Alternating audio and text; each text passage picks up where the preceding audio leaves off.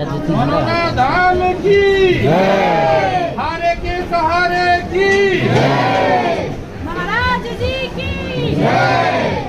जय श्री श्याम, जय मनोना धाम। आप सभी श्याम भक्तों का स्वागत है एक नई वीडियो में, एक ताज़ा अपडेट के साथ। तो इस वाली वीडियो में उन श्याम भक्तों के लिए बहुत ही ज़्यादा महत्वपूर्ण जानकारी हम देने वाले हैं जो श्याम भक्त यहाँ पर पहली बार आ रहे हैं या फिर पहले भी कई बार आ चुके हैं, और जो श्याम भक्त यहाँ पर पहली बार इस वीडियो को देख रहे हैं और मनोना धाम के बारे में जानना चाहते हैं क्या यहाँ पर वास्तव में ही चमत्कार होते हैं या नहीं होते हैं, और जो श्याम भक्त यहाँ पर 14 मार्च से लेके 25 अप्रैल तक आ रहे हैं या फिर आना चाहते हैं, उन श्याम भक्तों के लिए बहुत ही ज़्यादा महत्वपूर्ण जानकारी हम देने वाले हैं।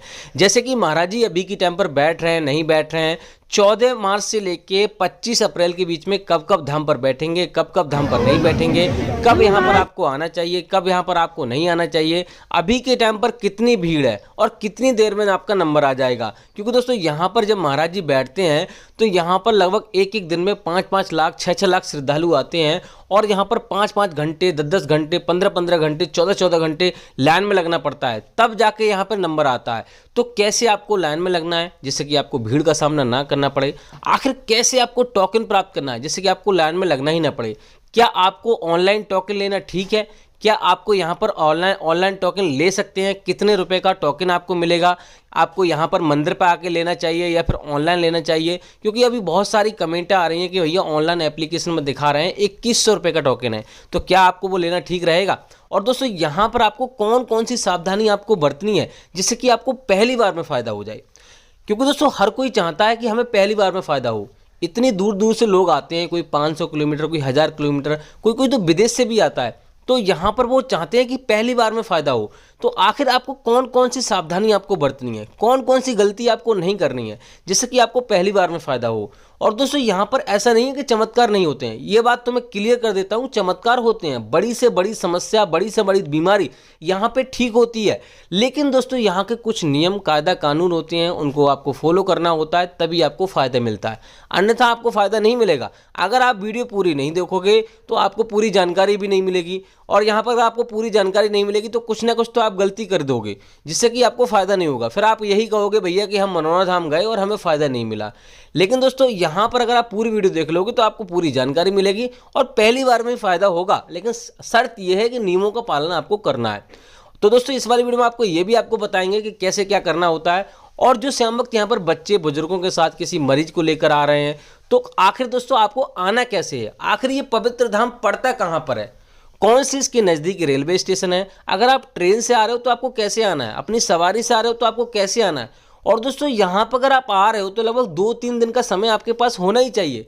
तो अगर यहाँ पे आप 2-3 दिन के लिए आ रहे हो तो कहाँ पे आपको ठहरना है, कहाँ पे आपको पैसा दे के ठहरना है, कहाँ पे आपको फ्री में ठहरना है, होटल में रुकोगे तो कितना खर्चा आएगा, धर्मशाला में रुकोगे तो कितना खर्चा आएगा, और फ्री में रुकोगे तो कितना खर्चा आएगा, खाने पीने का खर्चा कितना आएगा, सारी महत्वपूर्ण जानकारी इसी वीडियो में आपको मिलने वाली है।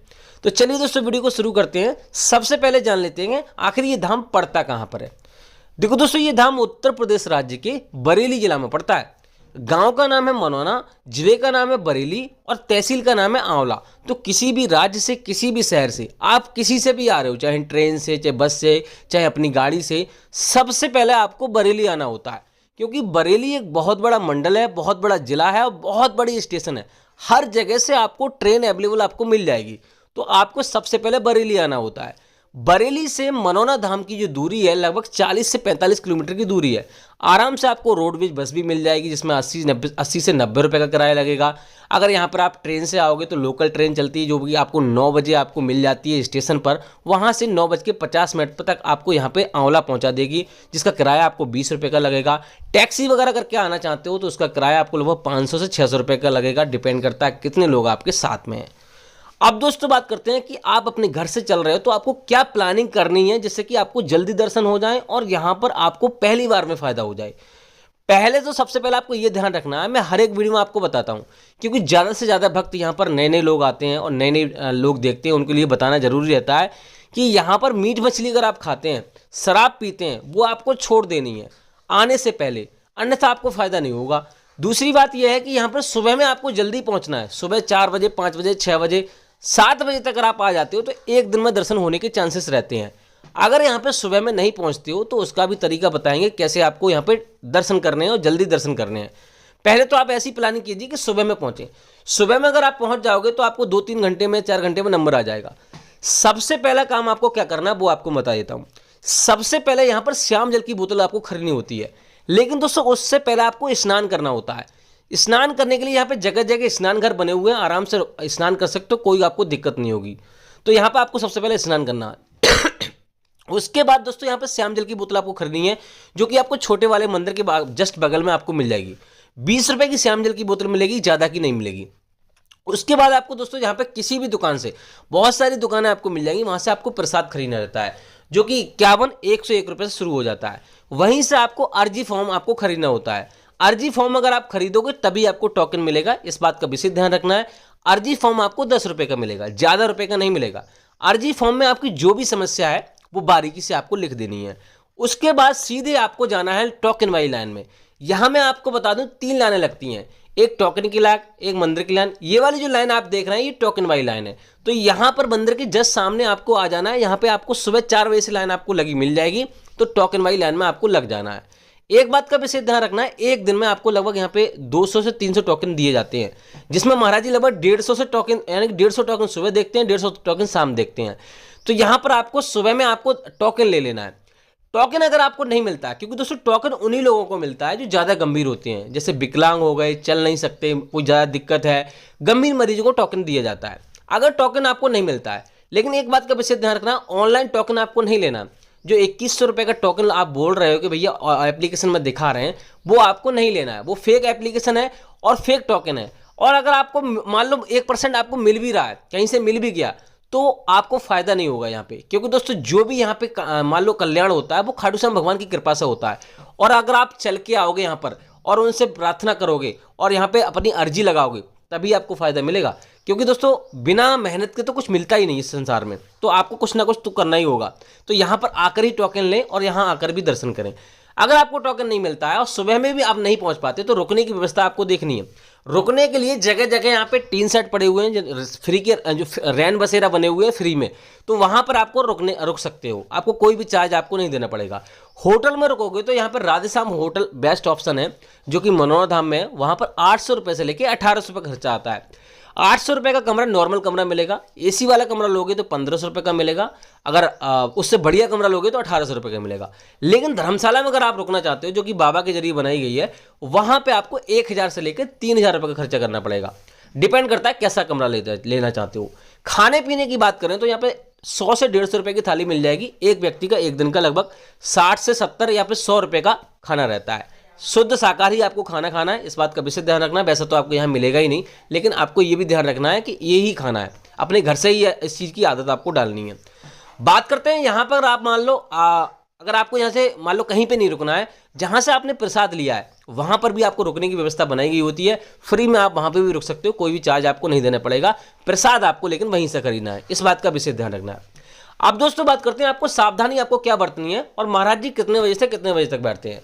महाराज जी यहाँ पे सुबह लगभग 8:30 बजे के टाइम बैठना शुरू हो जाते हैं, कभी कभी 9 बज जाते हैं।